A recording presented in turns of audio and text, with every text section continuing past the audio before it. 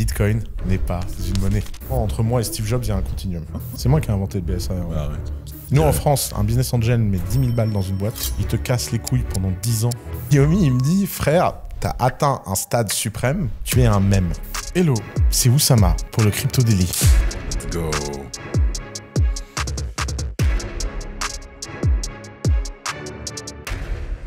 Bonjour à tous, merci d'avoir cliqué. On reçoit aujourd'hui Oussama Ammar, que vous connaissez. N'oubliez pas de vous abonner, bien sûr, c'est important. Vous êtes 70% à ne pas être abonné quand vous prenez notre compte, quand vous regardez nos vidéos. C'est pas cool. Ous, tu leur dis, s'il te plaît, que c'est pas cool. C'est pas cool. Franchement, c'est pas cool du tout. C'est trop chiant. Ouais. J'ai le même problème sur ma chaîne YouTube. Sérieux? Mais moi, je pensais que c'est parce que les gens, ils avaient honte de s'abonner à moi. Alors, peut-être, je pense pas, mais... T'as le même problème, en fait. Putain, enfin, juste abonnez-vous. Allez, on commence. Salut Ous. Enchanté. Comment tu vas? Super. Merci de l'occasion. Avec plaisir. Je suis très content de faire une interview avec toi. Merci de l'invitation. Avec plaisir. On remercie nos amis de Meria qui nous ont mis en contact.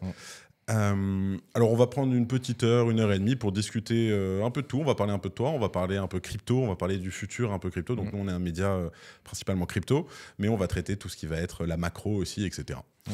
Est-ce que c'est bon pour toi? C'est parfait. Alors, je ne sais pas s'il y en a beaucoup, mais est-ce que tu pourrais te présenter très rapidement si jamais quelqu'un passe comme ça, un non-abonné, bien sûr et je pense que ton public me connaît, mais je ne suis pas sûr qu'il sait qui je suis pour de vrai, parce que je pense qu'ils ont une image... un peu sulfureuse de moi, Oussama l'escroc, Oussama le mytho, etc. Okay. Donc moi, je suis un entrepreneur. J'ai jamais rien été d'autre qu'un entrepreneur. J'ai eu plusieurs boîtes. Il y a des boîtes qui ont marché, il y a des boîtes qui ont moins marché. Dans la vie d'un entrepreneur. Voilà, exactement. Je suis connu pour avoir créé quelque chose qui a beaucoup fait parler à Paris, qui est le The Family. Bien sûr. Qui a été un incubateur de start-up, qui a aidé des centaines et des centaines et des centaines de start-up. En quelle année, excuse-moi Créé en 2013, okay. Je l'ai quitté en 2021. Ok. Donc c'est pratiquement 10 ans de ma vie, parce qu'en fait, officiellement créé en 2013, mais en fait, on avait commencé avant. Il y a les plans avant, les trucs. Exactement. Et The Family a été transformatif parce que à une époque où l'écosystème start-up était très... institutionnel, bouton sur la culture, on est arrivé, on a tout pété. Ok. Ça se faisait pas avant, c'était pas dans le même style les startups? Non, on n'était pas dans la Startup Nation? Non, on n'était pas dans la Startup Nation, on était plus dans un truc très corporate, institutionnel, etc. Qui d'ailleurs est un peu revenu maintenant qu'on est parti. Et on s'est foutu sur la gueule avec mes deux associés, très publiquement, à coups de procès, de trucs. Je crois qu'on est à 9 procès dans 6 pays. Ok. Dans 6 pays carrément? 4 pays, ouais. Okay. Donc si tu veux, vraiment... Compliqué. on a décidé de rendre nos avocats très riches. Parce qu'il y a un moment, il faut faire de l'humanitaire. Il faut give back. Et nous, on a décidé de give back tout l'argent qu'on a gagné à des avocats. Mais ce que j'aimerais dire aux gens qui ne me connaissent pas, c'est que j'ai un casier vierge, je n'ai jamais été condamné à rien, contrairement à ce qu'on raconte. Et j'ai la chance d'avoir eu énormément d'impact sur les startups. Sur les 25 unicornes françaises, on a été impliqués dans 7 d'entre elles. Ok. Ce qui est un sacré, boulot, un sacré track record. On a fait des boîtes aux US, on a fait des boîtes en Inde. On a créé Coup d'État, qui a été la plus grande formation sur les startups en France. On a créé Lyon, qui a formé plus de 4000 salariés dans le monde des startups. Okay. On a créé Pathfinder, qui est le premier cabinet conseil. Tout ça en 10 ans? Ou un peu moins de 10 ans? Moins de 10 ans. Donc on n'a pas chômé, on a beaucoup bossé pendant 8 ans. Et c'est vrai que à cause de notre querelle qui a été très publique, etc., et des journalistes qui aiment bien raconter que ce qui n'a pas marché, et de nous réduire à ça, ça a donné une image assez déformée. Okay. Mais j'invite les gens, je pense, qui sont curieux. Moi, ce que je dis souvent aux gens, ceux qui m'aiment ou qui m'aiment pas, qu'ils aillent voir ma chaîne et mon contenu, qu'ils écoutent une vidéo longue, pas un espèce d'extrait. Juste un short. J'en peux plus, moi, de ces shorts. Qui regardent une vidéo longue et qui se fassent ensuite une opinion. Comme le short sur Solana, par exemple. Ouais. Et au final, t'es dans le bon, là. Hein, ouais, je suis dans le bon. On en reviendra. J'ai fait que deux prévisions crypto, moi, dans le bon, là. C'était quoi? Il y a Solana et Bitcoin récemment, avant le bull run. Ok. On est en bull run pour toi? Si là, on n'est pas en bull run, je sais pas ce que c'est un bull run, en fait. Okay. Mais après, chaque bull run a ses caractéristiques spécifiques, mais là, c'est le bull run Bitcoin, quoi. Ok. Avant de passer crypto, j'aimerais me concentrer un petit peu sur la période The Family. Qu'est-ce qui t'a motivé c'est quoi donc, j'imagine que vous avez aidé plus d'une centaine de startups. Beaucoup plus de 1000. Ok, plus de 1000 startups. Ouais. Tu trouvais comment la motivation de faire ça? C'était très organique, en fait. Alors, moi, j'étais entrepreneur. Et j'étais entrepreneur en France. Et j'étais un entrepreneur qui a beaucoup souffert en France. Ok. J'ai souffert de ne pas avoir d'aide, l'administration, faire des boîtes. Tu vois, par exemple, l'un de nos plus grands succès à The Family, c'est d'avoir inventé le BSAR, qui est un instrument légal pour... C'est vous qui avez ramené ça? C'est moi qui ai inventé le BSAR. Bah, ouais. arrête. Si, je suis le co-auteur du BSAR. Bah, écoute, sympa, parce que nous, on est en levée de fonds là au moment. Et tu utilises un BSAR. Et c'est un BSAR. Et tu vois, Kenny West dit le vrai succès, c'est quand tu es oublié. Ah bah. Le BSAR, c'est utilisé par des milliers de startups. Mais tu vois, le BSAR, pour moi, c'est symptomatique de ce qu'on savait faire. C'est que moi, j'étais entrepreneur, j'avais levé des fonds, j'avais souffert. Je savais qu'il y avait besoin d'un outil différent et j'ai créé un outil mis en open source que tout le monde peut utiliser et que tout le monde peut télécharger. Alors, tu peux juste expliquer rapidement qu'est-ce que le BSAR? Un BSAR, c'est qu'on est dans un pays, la France, où quand tu lèves des fonds, il y a une procédure qui s'appelle l'augmentation de capital. Okay. Tu dois déclarer ton augmentation de capital, déclarer le montant de ton augmentation de capital, établir une assemblée générale, donc payer un avocat pour établir une réunion d'actionnaires qui disent on va lever tant. Ensuite, il faut souscrire 75% de l'argent que tu as annoncé, sinon tu dois l'annuler et recommencer le process. Okay. Ensuite, tu déposes tout cet argent sur un compte bloqué qu'une banque t'ouvre avec l'émission de ce certificat, donc 3 à 4 semaines. Ensuite, tu prends ce certificat, tu l'envoies au greffe du tribunal et seulement là, le greffe du tribunal, 2 semaines après, te renvoie un papier pour que la banque débloque les fonds. Et là, tu peux recevoir ton argent. Donc, si tu es bon en administratif, 6 mois. 4 semaines. Ah, tu peux le faire en 4 semaines? Ouais, si tu es très bon en administratif, 4 semaines. Si tu es un Oussama moyen, 6 mois à 1 an. Tu perds un papier, tu fais ça. Et donc, c'était Oussama tout court? Donc, moi, ouais, alors laisse tomber, tu n'as jamais l'argent. Et donc, moi, j'étais un entrepreneur, j'avais vécu ce problème. Okay. Et j'avais envie qu'une levée de fonds, ce soit un document juridique que tu signes, tu reçois l'argent sur ton compte courant. C'est vrai que ça, c'est une facilité parce qu'aujourd'hui... Tu vois, et ça a l'air con, mais les gens ne se rendent pas compte à quel point la friction peut tout changer. Je peux te raconter une anecdote. J'ai vécu à Londres pendant des années. Et dans ma première maison à Londres, j'avais une terrasse. Et je pense en 3 ans ou 2 ans dans cette maison, on n'a jamais une seule fois été sur la terrasse. Il fallait monter l'escalier. Et pourtant, c'était une très belle terrasse. Juste pour la visiter la première fois. Exactement. Ensuite, on a déménagé, on a été dans une maison où il y avait salon, cuisine, jardin, un jardin éclaté, tout petit. Rien à voir avec la beauté de la terrasse. T'as passé ton temps dedans. On a passé notre vie dans le jardin. Et je pense que ça, c'est le problème franco-français. C'est qu'on ne se rend pas compte à quel point il y a des milliers de frictions invisibles. Ça peut tout casser. Exactement. Et il faut des gens qui soient conscients de ces marches et casser. C'était ça notre mission à The Family. Okay. C'était comment faire... Tu vois, on voyait les problèmes que les startups avaient. On se disait, qu'est-ce qu'on peut créer comme solution systémique à ces problèmes? Et on en a créé plein. Okay. On a permis aux grands groupes d'avoir des clients avec les startups. On a permis aux startups de recruter plus facilement des ingénieurs. On a vraiment réfléchi de l'intérieur à quel était le problème. Et donc, on a aidé culturellement les startups. Et je pense que la motivation venait du fait que j'avais créé un endroit que j'aurais rêvé avoir en tant qu'entrepreneur. Okay. Et c'était très facile pour moi à venir au bureau. Et je l'ai fait 10 ans, j'étais très content. À la fin, j'ai eu envie d'arrêter, pas parce que ça ne marchait pas. Hein. On a un portefeuille... quand je suis parti, on avait un portefeuille qui valait des centaines de millions. Non, j'ai arrêté parce qu'il y a un moment, tu passes 10 ans à conseiller les autres sur leurs projets, tu es entrepreneur, tu as envie de revenir, toi, à refaire des choses pour toi-même. Tu disais récemment dans une vidéo, pas juste en short, une vidéo, que t'en avais vraiment marre de la France et que tu avais juste une envie, enfin que tu étais très content d'être parti, etc. Ouais. Est-ce que tout ce que tu as fait, ça t'a pas fait un peu de peine peut-être de ne pas être reconnu ou... Non, je m'en fous de ça. Tu sais, moi, si j'étais pas reconnu, regarde BSAR, je suis pas reconnu, tout le monde l'utilise, ça marche, je suis très bien. Je vais pas crier sur Twitter, yeah, c'est moi qui ai inventé BSAR. Non, je m'en fous de ça. Non, moi, la France, ça me fait souffrir parce que c'est un pays que j'aime beaucoup. Et je sais pas, c'est comme si tu avais une... Tu as vécu toute ta France, une grande partie de ta vie en enfance en France. Ouais, après, je suis parti. Mais si tu veux, j'ai un peu un rapport à la France. Je suis arrivé en France tard, j'avais 7 ans. 7 ans, ok. Tu viens d'où avant? Je suis né au Liban, j'ai grandi à Kinshasa. Donc, si tu veux, puis j'avais une famille à moitié au Brésil, à moitié au Liban, machin. Donc, j'étais en France, mais j'allais au Brésil. C'est sympa le Brésil. Ouais, c'est très sympa. J'adore. Je suis allé quelques fois. J'ai de la famille vers Rio. Ouais. J'adore. Je les trouve sympathiques, les Brésiliens. Ouais, voilà, donc imagine le contraste. Ouais, bien sûr. Donc, si tu veux, moi, mon enfance, c'était 4 mois au Brésil, 8 mois en France, tous les ans. Quand je revenais, j'étais déprimé. Je me disais, mais ils sont où les gens souriants? Ils sont où les gens... Ma première amoureuse, elle était brésilienne. Okay. Et à un moment, pour des raisons de travail, je voulais aller à Londres et à Paris. Et je lui ai dit, bah viens, on quitte le Brésil, on va. Elle m'a dit, pourquoi on irait dans un pays où tout le monde fait la gueule? Tu trouves que tout le monde fait la gueule? Ouais. Les gens sont déprimés. Là, donc, on enregistre à Paris. Ouais. Vraiment, tu trouves que les gens sont poussifs? C'est déprimant.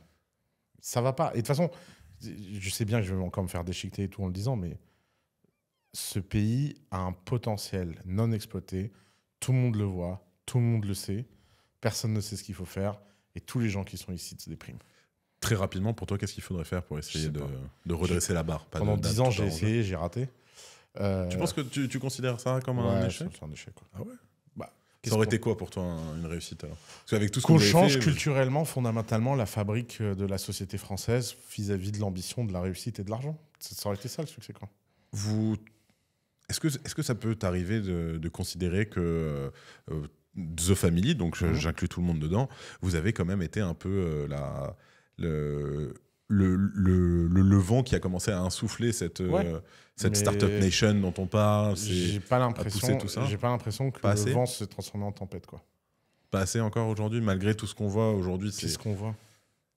Tu vois énormément. Enfin, la parole est libérée, déjà qu'on se le dise. Tu vas voir énormément de gens. Alors, allez, vas-y. On prend les trucs objectifs. Ouais. Go. Les licornes. Ouais. On a produit, je crois, 25-30. Je suis pas sûr du nombre. Comparé au potentiel de la France et de trucs, on est à 1/10 de ce qu'on devrait pourrait faire. 1/10. On n'est pas à moitié, etc. On est 1/10. Donc on se gargarise, on fait des réunions à l'Elysée, on trinque le champagne, on dit machin. Ensuite, on a centralisé tout le financement dans une seule institution qui est la BPI. Dont tout le monde, toutes les journées, suce la bite, pour pas le dire méchamment. Résultat, tout le monde est en train de lever avec la BPI, merci. Non, tout le monde est en train de, tu vois, tout le monde est dépendant d'eux et c'est jamais bon dans un écosystème d'être dépendant d'un seul acteur, d'une seule vision.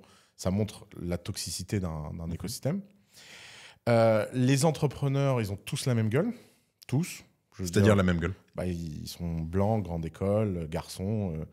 Il y a un moment, je te mets au défi de prendre les 100 entrepreneurs qui ont levé le plus de fonds de France, de les mettre sur un tableau comme ça. Puis après, tu peux jouer aux fléchettes dessus, tu n'arriveras pas à voir la différence. Okay. Tu vas avoir beaucoup de mal à te dire, tiens, il y a une société vibrante, il y a des opinions, des trucs. Non, il y a un moule. C'est le même profil. Et pourquoi c'est pas bien? Ce serait génial si c'était efficace. Mais ce que les gens ne comprennent pas, c'est que l'entrepreneuriat a besoin de diversité par nature. Parce qu'elle a besoin de rebelles, elle a besoin de pirates, elle a besoin de gens qui ne font pas les choses comme les autres. Okay. Tu ne fais pas Tesla en suivant les règles. Tu ne fais pas Facebook en suivant les règles. Et donc, ce manque de piraterie naturelle, il est très, très dommageable. Alors, tu as comparé, excuse-moi, je te coupe, mais tu as comparé donc, Facebook et Tesla, donc, qui sont deux entreprises américaines. Est-ce que derrière ça, tu insinues qu'un peu aux États-Unis, ils ont cette piraterie? Ils ont cette piraterie. Ouais. Ils l'ont? La Silicon Valley, c'est la fabrique à pirates la plus incroyable du monde. Et puis, aux États-Unis, ta singularité, elle est célébrée. Ici, c'est toujours ramène-toi dans la moyenne, ramène-toi dans la moyenne. Ouais. Et regarde comme notre moyenne est formidable. Et regarde. Et tu sais, on va toujours chercher des micro-victoires en disant, regarde, c'est quand même pas mal. Cette expression française du ce n'est quand même pas mal, c'est la preuve qu'on a un problème de mindset terrible par rapport à la perf et à l'ambition. On manque d'ambition, on manque d'un moment où les gens se disent, vas-y, bordel, il n'y a pas de raison qu'on ne soit pas juste les meilleurs des meilleurs. Pas qu'on soit dans la course, machin. Et tu vois, il y a le miracle Mistral. Qui est sorti de n'importe où. Qui est sorti, tu vois. Après, les mecs, ils ont quand même. Mistral, on rappelle, juste pour les. Boîte d'IA qui a levé, je sais pas combien. Qui a levé 3 semaines après avoir été fondé, je sais pas combien de centaines de millions. Ça se compte en centaines de millions. Voilà, t'as Mistral. Ils sont à Marseille. Mais par contre, derrière ces 3 mecs-là, ces 3 très très grands presque ponte de l'IA de chez Google, de chez Meta, etc. Heureusement qu'ils ont été... Heureusement qu'ils sont passés par des boîtes américaines. J'ai une question. Est-ce que tu vois beaucoup d'investissements, beaucoup de tout ça, dans toutes ces levées de fonds, est-ce que parfois tu vois ou tu dis que beaucoup de valos ou certaines valos sont un peu bullshit, quoi. Non, jamais. Ça, c'est un mauvais discours qui repose sur le fait que les gens ne comprennent pas ce qu'est la valeur. Ok. En fait, le monde des startups, c'est un monde dans lequel les deals sont mispricés. 100% des startups qui reçoivent de l'argent reçoivent pour trop cher. Okay. Mais le portefeuille est bien pricé, parce qu'il finit toujours par y avoir un gagnant qui rembourse tout le monde. Okay. Et donc, ce que les gens ne comprennent pas, c'est que ce qui est risqué dans une startup, ce n'est pas de perdre ta mise. Ce qui est risqué, c'est de ne pas avoir mis ton argent dans la startup qui va te rapporter 1000 fois ta mise. Et donc, de ce point de vue-là, l'accès coûte cher. Ce que tu vends, ce n'est pas la valeur objective de ta boîte, c'est le fait que le nombre d'actions que tu vends est rare et que la demande est forte. Et c'est pour ça que souvent, tout le monde veut investir dans les mêmes startups. C'est pas un monde où tu suis le truc. Tu suis le truc. Donc, en fait, une startup ne rate pas parce qu'elle a une valeur trop haute. Une startup rate parce qu'elle n'a pas été à la hauteur des objectifs qu'on a. Et le problème qu'on a en France, qui est un problème culturel assez marrant, c'est comme les gens ne savent pas dire « j'ai échoué et passer à autre chose », une fois qu'ils sont dans une startup, ils sont avec un zombie pendant 10 ans. C'est-à-dire ils sont, tu vois, le parcours classique d'une startup française. Je veux changer le monde, je suis trop fort, trop chiant. Je lève un seed à 5 millions de valos. Donc, je prends 1 million à 5 millions de valos. Évidemment, ma boîte ne vaut pas 5 millions. Il n'y a personne qui achèterait cette boîte 5 millions à cet instant T. Mais bon, c'est le prix de marché, donc on lève. On développe dans sa cave. On lance sur le marché. Il n'y a personne qui s'intéresse. Là, le fondateur, au lieu de dire « bon, next », on ferme la boîte. Il va forcer, il va tenir le truc. Première pivot français. On était une boîte B2C, on passe en B2B. Ok, oui, ça, je vois où tu vois. Ensuite, on développe en B2B et on va voir EDF, grand groupe, machin. On se fait transformer en agence. On n'a pas échoué, attention. On n'est pas ce genre d'entrepreneur. Et on commence à développer le discours aigri du « moi, je fais du bénéf ». Okay. Et après, quand tout ça, ça va pas marcher, on va voir la BPI, on prend de l'argent public et on tient, et on tient, et on tient. Et on passe 10 ans de sa vie dans un truc qui ne vaut rien. Alors qu'au bout d'un an, on savait que ça marchait pas. On ne reconnaît pas l'échec. On est incapable de reconnaître l'échec. Aux US, ils le font mieux. Mais c'est incroyable. Moi, j'ai assisté à des scènes. La première fois que j'ai cru devenir riche. Pourquoi cru? Parce que j'ai investi 20 000 balles ou 25 000 balles dans une boîte. Andreessen Horowitz met 16 millions à 100 millions de valos. Ok. Si tu veux, ma ligne sur le papier, elle vaut des millions, tu vois. Bien sûr. Je me dis, putain, Andreessen. Je sais pas, 9 mois passent. Les mecs ont cramé tout l'argent. Ils me font un appel et ils me disent, Ous, yeah, we wanted to let you know we think there is no product market fit. We talk with Mark Andreessen, and he was agreeing that it makes no sense that we continue, so we are closing the company. Il avait mis 16 millions. 16 millions, rien à foutre.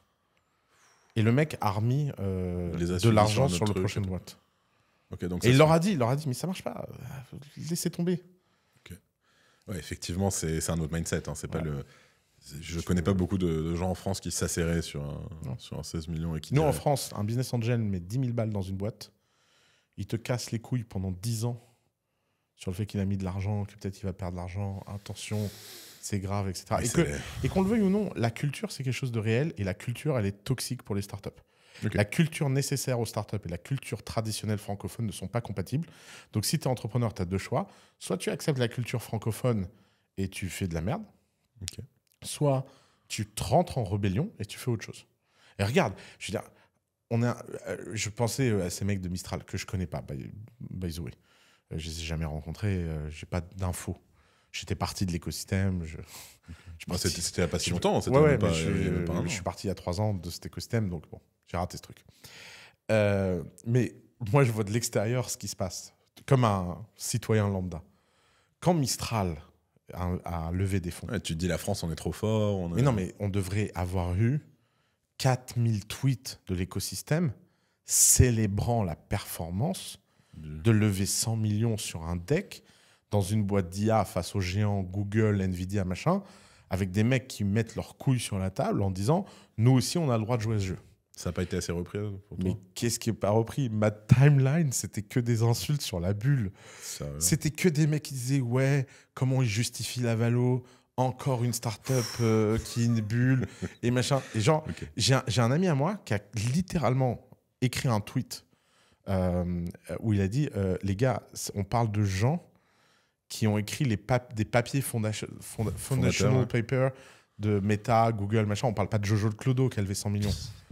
Et les gens répondaient ouais, et alors et moi, tu sais, c'est un peu compliqué. Moi, je voyais ça de l'extérieur et je me disais, mais les gens ne se rendent pas compte à quel point cette mauvaise énergie, ce truc de esprit critique à 2 balles, mais ça a de l'impact réel. C'est-à-dire que le mec chez Mistral, il se lève le matin, il voit tout ça, il se dit ah putain, tu vois, et ça crée de l'énergie négative, ça crée un tourbillon, c'est machin.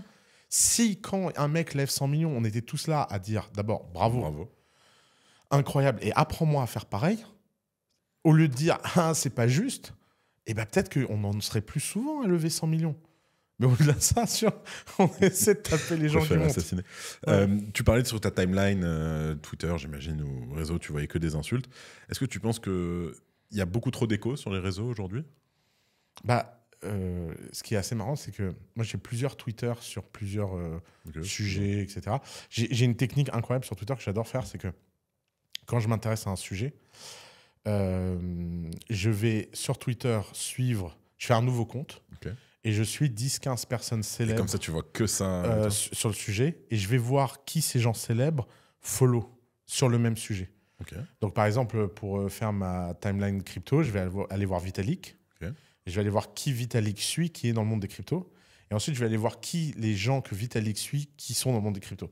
Et donc, je me fais quelques centaines de comptes rapidement thématisés. Et ils sont ultra avec l'algo, ils t'envoient le meilleur de T'as compris. Et je le fais en 2 langues. Je le fais en français et en anglais. Mais franchement, je pourrais faire une œuvre d'art. Pourquoi une œuvre d'art ? Parce que... On a tellement. Non. Sur le Twitter anglais, il n'y a que du... Praise in love, c'est hyper quali, les gens, même quand les gens se prennent la tronche, parce qu'ils se prennent la tronche, je sais pas, ils le font avec respect. Ils le font avec, tu vois, même Elon Musk là, et Sam Altman qui se prennent la tête. Un tweet sur 2, ils reconnaissent le parcours de l'autre. C'est jamais des attaques ad hominem. C'est toujours des trucs de fond, on n'est pas d'accord, c'est machin, truc. En France... Mais c'est pas Jojo le Clodo sur Twitter. Ouais, mais en France, même les gens qui sont pas Jojo le Clodo, ils sont incroyables.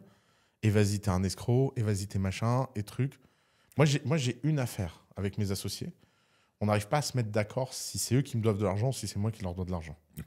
C'est quand même... quand on dit que moi, je suis un escroc, on parle d'un mec qui a fait un virement depuis le compte de The Family sur son compte perso avec 17 personnes en copie. 3 ans après, on se dit, on n'est pas d'accord, on doit revoir les sommes, il part, machin, reste, on se fout sur la gueule. On se fout sur la gueule, ça d'accord. Je deviens un escroc. J'ai pas pris l'argent de la grand-mère du coin, j'ai pas fait un rug pull, j'ai pas lancé un projet qui n'a pas abouti. Machin. Non, juste à un moment donné, on n'a pas réussi à investir l'argent qui a été déployé par les gens et on n'a pas réussi à se mettre d'accord sur qui était responsable. Ok, les juges, ça sert à ça. C'est pas de ma faute si les juges ils vont mettre 10 ans à dire qui a raison ou pas. Mais pendant ces 10 ans, les gens devraient avoir un peu de décence et se dire écoutez les gars, c'est triste, réglez votre affaire, on se revoit bientôt. Non, tout le monde a son avis. Tu reproches ça aux journalistes, tes associés, aux avocats. Les associés, ils ont raison, ils jouent. Finalement, c'est eux qui ont... si tu veux, les associés, c'est à eux que j'en veux le moins. Eux, ils ont leur raison, ils ont leur agenda, ils ont leur truc, ils jouent leurs cartes. Bien sûr. Mais ce qui me choque, c'est tous les gens autour. Oui, qui s'en mêlent, quoi. Tiens. On adore s'en mêler. Ouais, mais c'est pas... très drôle de se mêler de la vie des gens. Et en fait, tout ça, ça crée une forme de négativité qui... Et moi, je le vois sur le moral. On se rend pas compte à quel point être entrepreneur, c'est 100% une question de morale. On peut pas demander à tout le monde d'être solide. Et c'est pour ça qu'un écosystème solidaire qui se tient, c'est crucial. C'est important. Et passer son temps à dire c'est le jeu, les gens ont signé pour ça. La dernière fois, je voyais cette pauvre nana là, qui se faisait insulter sur Twitter. Les gens disent oui, mais elle est publique, elle est célèbre, c'est le jeu. Mais personne a signé pour ça. Personne se dit le matin, tiens, je vais aller faire des vidéos sur YouTube. Donc je vais me faire comme fumer. Ça, tout le monde va pouvoir me cracher à la gueule. Ça n'a pas de sens. Et le fait que ça ne sélectionne que les psychopathes qui s'en foutent dans mon genre, c'est pas bon pour le monde. Hein. Mais non, mais c'est vrai. Parce que tu vois, moi, par exemple... Tu t'en fous ? Tu arrives à faire abstraction ? Tu as toujours réussi à faire abstraction totale ? Ouais, parce que moi, j'ai toujours fait abstraction de leur amour. Ok. Donc, comme quand j'étais célébré, je ne les croyais pas. Le jour où ils ont commencé à me détester, je dis je le savais, je le voyais venir. Mais moi, j'avais la chance. Le petit coup d'avance. J'avais la chance dans mon entourage d'avoir des gens qui avaient vécu ce genre de choses et qui m'avaient prévenu dès le début, bien éduqué. Donc moi, j'ai eu la bonne éducation pour ça très tôt par mes frères. Quand on est entrepreneur, on est très seul. Plus tu réussis, plus tu es seul. Si tu t'es mal démerdé sur ton entourage fondamental. Donc c'est l'un ou l'autre. Alors, petite question rapide comme ça, parce que ça m'intéresse aussi personnellement. Comment tu sais si tu es bien entouré ? C'est très simple. Le test suprême, c'est quand tu tombes. Tu vois, moi, quand il y a eu les articles de Family, 95% des gens autour de moi, 99% disparus, mais les 1% qui sont restés, ils ont été méga solidaires. Et là, tu sais que tu avais le bon entourage. Et moi, j'ai eu la chance d'avoir de toute ma vie le très, très bon entourage. Okay. Ça me fait penser, donc, tant qu'on est dans les critiques, etc., on parlera des tweetos juste après. Tu m'as bien eu une fois sur un short. C'était il y a 1 an et demi, je crois que tu étais en pleine tempête, si je dis pas de bêtises, où à la fin, tu avais fait le short, une histoire en Inde, le Taj Mahal, et à la fin, tu changes, tu regardes la caméra, et là tu dis, ça fait chier, hein, vraiment, tu as réussi à casser la vitre pour faire ça, donc le short, il s'affiche. D'où c'était venu l'idée comme ça ? T'avais besoin de prendre un peu les gens à contresens, de faire un petit piège comme ça ? Déjà, moi, il faut que tu imagines, je me lève un matin et je suis top trending sur Twitter. Ok. Déjà, c'est pas bon. Top trending devant Mbappé. Ok. Ok. Top trending devant Mbappé. Avec quelques célébrités françaises qui commencent à m'envoyer des messages en me disant « Mais t'es qui pour être aussi célèbre ?» Ouais, tu vois, et 100% des messages, c'est des messages négatifs de gens qui disent « C'est un mytho ». Alors, ce que les gens ne se rendent pas compte, c'est qu'évidemment, ce genre de choses n'arrive pas par hasard. Il y a des gens qui, à un moment, ont travaillé sur des éléments de langage, avec des cabinets, des influenceurs Twitter. Bah oui, donc c'est pas un phénomène spontané de l'Internet qui, d'un seul coup... C'est pas juste un petit buzz comme ça qui démarre. Pris, donc, il y a eu une tentative d'assassinat. Ok. Donc, moi, je me lève, je vois ça. Et en fait, dans ces moments-là, tu as 2 choix. Choix numéro 1, tu te dis... C'est injuste, machin, je vais me cacher dans ma cave, je vais me défendre, je vais défendre mon honneur. Il faut que les gens sachent qui je suis vraiment. Mais c'est un réflexe humain de faire ça. Ouais, mais c'est pas très malin.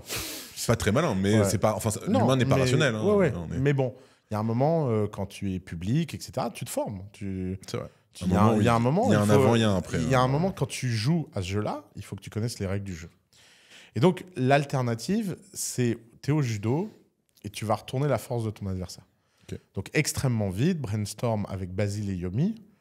Basile, qui est un ami avec qui je travaille beaucoup, et Yomi, que tout le monde connaît, Yomi Denzel. Et donc, on s'assoit, et Yomi, il me dit, frère, tu as atteint un stade suprême, tu es un mème. Il dit, ça fait chier, parce que c'est peut-être pas le même que tu rêvais, mais les gens intelligents peuvent découvrir ton contenu intelligent. Donc, il faut leur donner une clé pour ça. Et on brainstorm 3 concepts très simples. Premier concept, c'est balancer des vidéos mythos avec une conclusion pour donner aux gens de la matière à les faire réfléchir. Okay. Est-ce que c'est un mytho, est-ce que c'est pas un mytho ? Et deuxième, c'est l'interview que j'ai postée sur ma chaîne YouTube, qui est l'interview foutage de gueule, où la première phrase, c'est « Alors, Oussama Ammar, on est gros, arabe, vous trouvez pas que ça en fait trop ?» Et où tu appuies, en fait... Sur l'inconscient qui, à ce moment-là, se déchaîne. Parce que c'est quoi l'inconscient qui se déchaîne à ce moment-là ? Comment ils sont, les gens ? Les gens, quand ils sont en groupe, ils sont méchants. Ils tapent là où il faut. Et ils sortent leur pulsion. Alors, leur pulsion, c'est la grossophobie, l'islamophobie, l'arabophobie, machin. Donc, d'abord, je suis pas arabe, je suis phénicien. Je me sens pas concerné. et puis, de toute façon... Les gens, ils doivent même pas savoir. C'est une bonne majorité. Bien sûr. Et donc, en fait, dans ces moments-là, la façon dont tu retournes la tempête... C'est qu'en fait, ces gens qui développent quelque chose de méchant, ils t'en veulent pas vraiment. Si ton ego te fait croire que vraiment ils te connaissent, qu'ils ont vraiment un truc contre toi, et ça, tu te trompes de combat. Bien sûr. Et donc, tu dois leur donner de la matière qui va dans leur sens. Et si tu es un mème, fais des mèmes. Ce que tu as fait. Et ce que j'ai fait. Et ce qui était fou, c'est que nous, on a pas mal de logiciels de sentiment analysis dans mon hedge fund. Okay. Et on l'avait branché sur moi. Et donc, tu vois, 98,9% des tweets étaient rouges. Okay. Et vraiment, hein, on a publié les vidéos et tu vois la courbe comme ça. Sérieux? Ouais. Stylé. Incroyable, genre d'un seul coup. Et on a retourné genre 50% des gens en 3 jours. Ok, bon, c'est pas mal. Et au final, judo, t'as repris la force. Exactement. Ok, donc sympa, je savais pas tout ça derrière. T'as eu une accroche récemment avec un tweetos francophone, et là c'est crypto. Ouais. On va rentrer dans le sujet. Darkemy. Ouais. Qui donc ça a pris un peu d'ampleur. Vraiment, on reste dans l'équivalent du CTFR, etc. Il y a eu des mots, il y a eu un échange de vidéos aussi, si je dis pas de bêtises. C'est lui qui fait une vidéo, moi je sais pas. C'est lui. Ah non, c'est toi qui avais répondu lors d'une interview avec Alex Raffin, je crois. Voilà, Alex Raffin. En fait, dans l'interview, j'ai dit qu'ils se prenaient tous pour des génies, qu'il y avait un mec qui m'agressait qui s'appelait Darkemy, que je connaissais pas. Et j'ai dit un truc du genre, il ferait mieux de prendre un cours de Becherel avant de me donner des leçons. Et lui, derrière laquelle il a fait une vidéo. Si tu le rencontrais aujourd'hui, Darkemy, qu'est-ce que tu lui dirais? Je le rencontre après, il paraît. Tu le rencontres après. Mais on ne sait pas la vidéo si elle sort avant ou après. Donc, qu'est-ce que tu lui dirais? De toute façon, moi, j'ai rien de personnel contre personne. Lui, je sais pas qui c'est, ça m'intéresse pas plus de savoir qui c'est qu'autre chose. La seule chose que je vois, factuellement, crypto Twitter français, c'est un univers de bully. Ah, c'est un métaverse même. Les gens sont négatifs, extrêmement de mauvaise foi. Ils sont tous très greedy, mais ils font semblant de ne pas l'être. Ils veulent tous devenir riches sans travailler. De temps en temps, ils ont de la chance, ils se prennent pour des génies parce qu'ils mettent de l'argent sur une crypto qui devient... Elle fait x100, je suis le roi du monde. Ils se prennent pour les rois du monde. Et toute cette négativité, tout ce karma est finalement un immense danger pour l'avenir des cryptos. Okay. Pourquoi? Parce qu'il manque 3 choses fondamentales pour réussir un écosystème. Il manque de la bienveillance. Or, il ne faut pas être un génie pour voir que plus il y a de gens qui croient dans la crypto et plus la valeur des cryptos monte. Or, ils font tous, à chaque fois qu'il y a un nouveau qui vient, un newbie qui vient, il se fait insulter, tabasser, etc. Donc tout le monde est un arnaqueur. Asher est un arnaqueur. Je sais pas qui est un arnaqueur. Mais de toute façon, c'est très simple. Tu ouvres crypto Twitter. Crypto, dès lors que t'es un petit peu truc, t'es un arnaqueur. Voilà, t'es un arnaqueur. Sachant qu'arnaqueur, c'est un jour, t'as fait un truc qui n'a pas marché, donc t'es un arnaqueur. Bon, ok, très bien. Ensuite, comme il n'y a pas de solidarité, il n'y a pas d'attraction pour les newbies, moi je serais la communauté crypto Twitter français. Je verrais quelqu'un comme Oussama Hamar, quoi qu'on en pense d'Oussama Hamar, s'intéresser au monde des cryptos. Je serais un peu cynique. Je me dirais, bon, quoi qu'il arrive, ça fait des followers en plus, ça fait de la communauté en plus, ça fait de la force en plus, ça fait monter le prix. Bien sûr. On est quand même dans le royaume de l'offre et la demande. Et cette offre doit rencontrer une demande. Et donc, ça devrait être des gens extrêmement obsédés par l'accueil de la prochaine génération. Plutôt que d'essayer. Alors, il y a 2 mouvements en crypto. Ouais. On a le mouvement où on veut tous la spéculation, la mass adoption, donc que les prix montent effectivement. Et tu as un autre mouvement un peu plus sectaire, donc c'est tout ce qui va être cypherpunk, etc. Les mecs qui se disent non, la crypto c'est pas pour tout le monde, la crypto c'est pour ceux qui en ont réellement besoin, pas les Français, pas ceux qui ont des comptes bancaires, ceux qui veulent vraiment juste de la décentralisation, donc c'est-à-dire que personne ne gère rien du tout, et eux c'est ce qu'on va appeler un peu les maxis en général. En général ils sont pro Bitcoin maxi aussi, mais je comprends même pas comment ils peuvent penser ça, puisque de toute façon s'ils veulent que les gens qui n'ont pas de compte en banque, leur crypto est de la valeur, il faut que les gens qui ont des comptes en banque en aient. Bien sûr. C'est la base. Mais t'en as qui vont dire non, moi je m'en fous que Bitcoin il soit à 50, 100, 200, 500K. Moi la seule chose que je veux, c'est plus jamais utiliser l'euro. Je crois pas en ce système. C'est très anarchique de base la crypto. C'est super. En fait, les mouvements de base de la crypto. Ouais, mais quand on parle de mouvement de base, pour avoir lu toutes les lettres de Satoshi, j'ai pas trouvé ça dedans. Après, c'est comme partout, c'est de l'interprétation. Surtout avec Satoshi, au final, aujourd'hui, qu'on se le dise, Satoshi, on l'a élevé à un rang de semi-dieu. C'est sûr que c'est un semi-dieu. Il a toutes les caractéristiques. C'est vrai qu'il a fait.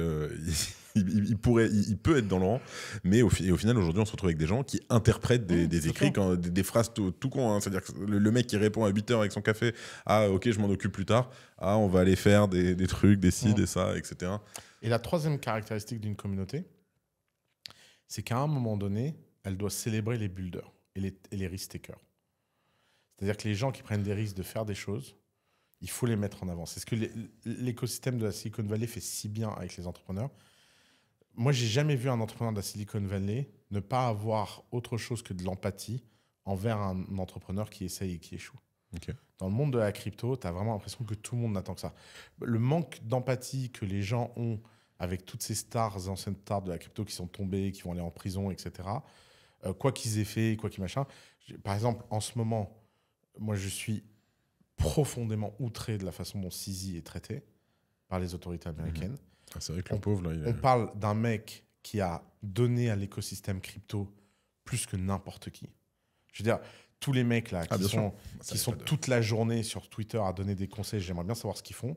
Lui, il a donné de sa personne. Il a bossé, il a fait changer les choses. Il a fait changer les choses. Il a créé un produit massivement utilisé.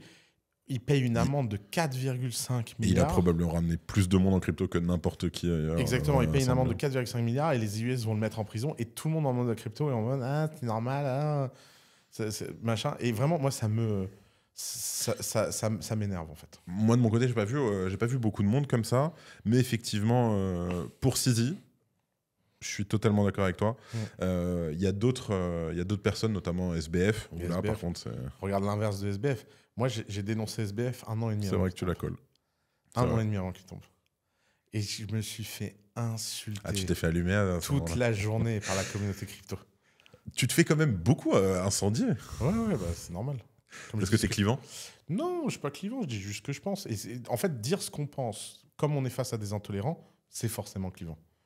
Il faut voir le niveau des commentaires. Et by the way, les mecs qui me callent dans l'autre sens sont encore pires. Hein. Parce que t'as tous les haters qui disent « Ouais, c'est un abruti, je suis pas d'accord, machin. » Mais le pire, c'est les autres. Ils disent « Ouais, non, il est trop en fait, je pensais que c'était un débile, mais là, il a raison. Je suis d'accord avec lui. » Je dis « Frère, mais tu peux pas juger quelqu'un à une déclaration. » C'est un peu rapide. Je te propose qu'on se concentre un peu plus sur la blockchain et les cryptos. Comment tu as découvert, toi, les cryptos? Ouais, moi, j'ai une histoire un peu honteuse avec les cryptos. J'ai découvert Bitcoin 10 fois dans ma vie. La première fois qu'on m'a parlé de Bitcoin, c'était en 2012. T'es pas rentré dedans? Si. Ah, mais j'ai fait 10x et comme un compte VC. Et t'as pas gardé un petit moonbag? Dommage, c'est pas grave. C'est la leçon, on a tous une leçon. Ouais, c'est vraiment, j'ai la haine. Hein. Mais bon, en fait, ce qui est marrant, donc j'ai découvert les cryptos en 2012 et j'ai compris en 2017. Ok. J'ai mis 5 ans à comprendre. Mais t'étais resté focus? Non, tu regardais ça de loin? Je regardais, j'avais mes copains, machin et tout. Ouais. Et en fait, j'ai compris en 2017, dans une discussion avec un mec, je crois que c'est en 2017 qu'il y a eu un effondrement du prix. Boule et ensuite ouais. Yes. Et ça tombait et tout. Et j'étais avec un ami à Berlin. Il me regarde comme ça et il me dit « Oussama, comment un mec comme toi ne peut pas comprendre qu'on a tous besoin d'une réserve de valeur qui est décorrélée de tout État et que la séparation entre la monnaie et l'État, c'est une mission de vie. » Et là et en fait, à ce moment-là, je me suis dit, mais en fait, je suis complètement con. J'aurais pas dû acheter des bitcoins parce que je pensais que ça montait. T'aurais dû acheter bitcoin parce que je voulais que ça monte. Non, pire que ça. J'aurais dû en faire un vote religieux. En fait, moi, je pense que bitcoin, c'est un vote. C'est-à-dire qu'on ne peut pas savoir... Une fois, j'ai dit qu'il était possible que bitcoin ait 0. Et tout le monde m'est tombé dessus. Mais c'est impossible. Mais tout est possible. Moi, je viens d'un monde où j'ai tout vu de ce point de vue-là. Donc, quand je dis Bitcoin peut tomber à 0, le gouvernement américain l'interdit, il faut être quand même un sacré ahuri du monde des cryptos pour croire que c'est pas possible. Je dis pas que c'est probable. Je dis peut-être qu'il y a 0,0001 chance. Mais c'est possible. Et c'est pas le sujet. Le sujet, c'est qu'est-ce qu'on fait et dans quoi on croit. Et moi, je crois que les États prennent trop de pouvoir sur les citoyens, que les États sont oppressants et qu'à un moment donné, il faut des contre-pouvoirs. Et le fait qu'ils ne puissent pas contrôler une réserve de valeur comme Bitcoin, ça, c'est un sacré contre-pouvoir. Alors, c'est un sacré contre-pouvoir, totalement d'accord. Est-ce que le fait aussi juste de décorréler la monnaie et l'État, ça pourrait pas aussi être une réponse? Ça serait la meilleure nouvelle du monde.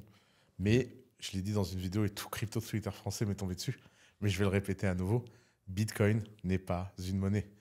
C'est facile à comprendre. Alors ça, je peux être d'accord avec toi. Je vais d'ailleurs tenter une explication. Bitcoin, c'est un ledger qui regroupe toutes les transactions qui ont lieu.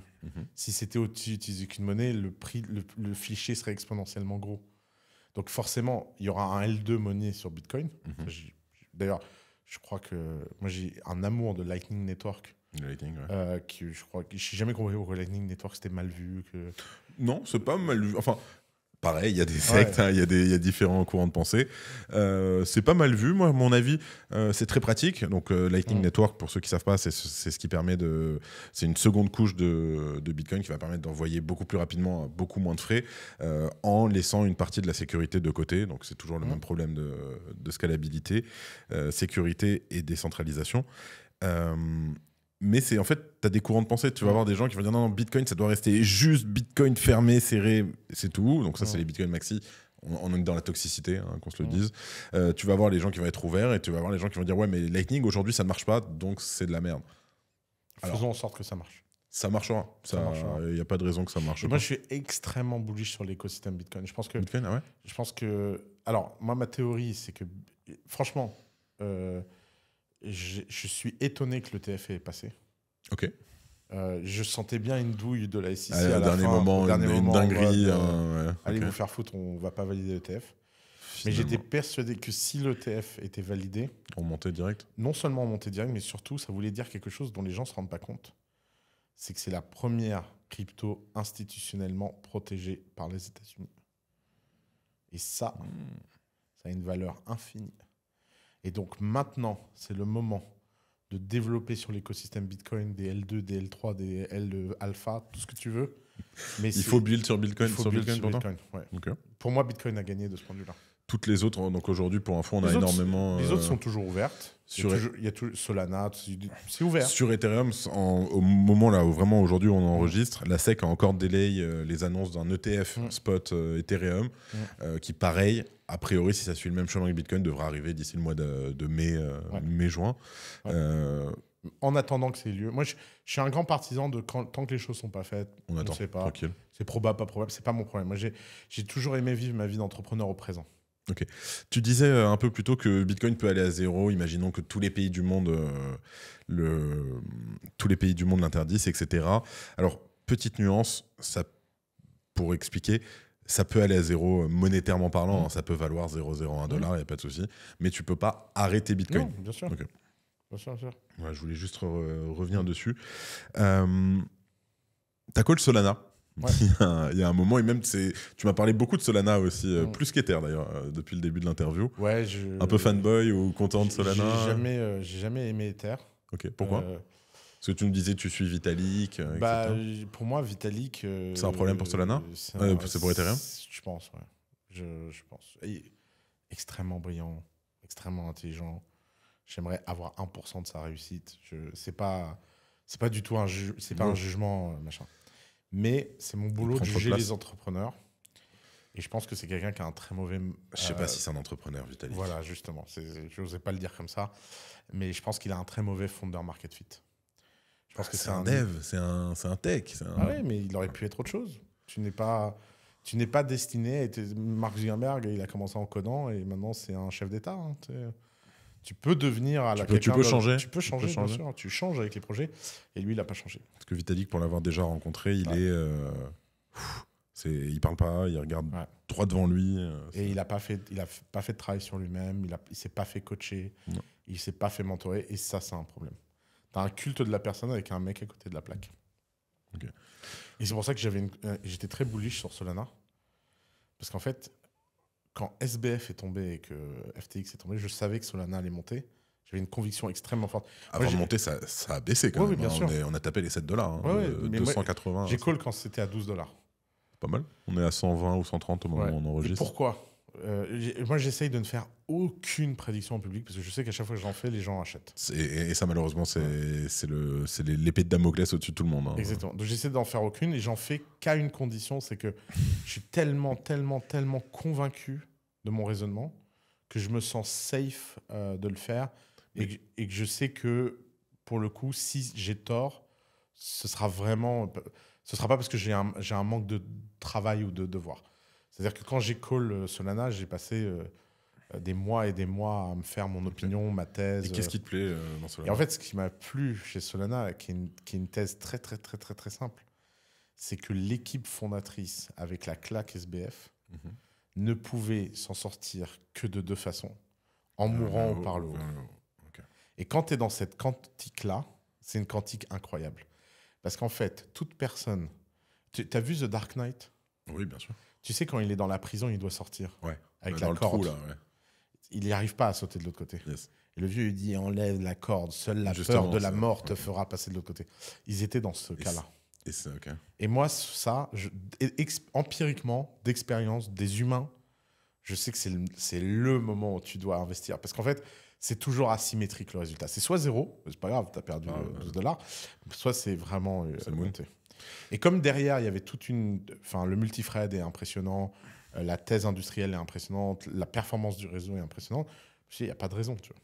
Ça t'est déjà arrivé qu'il y ait des gens qui te disent ah, mais Oussama, il a parlé tel crypto, j'ai mis tout dedans, j'ai tout perdu. Alors justement, comme j'ai fait que 2 fois avec pour l'instant. Ça va, ouais. Okay. Mais je suis dans la terreur de ça. Pour la petite histoire, ça arrivait très récemment à Owen, à Asher. Ouais.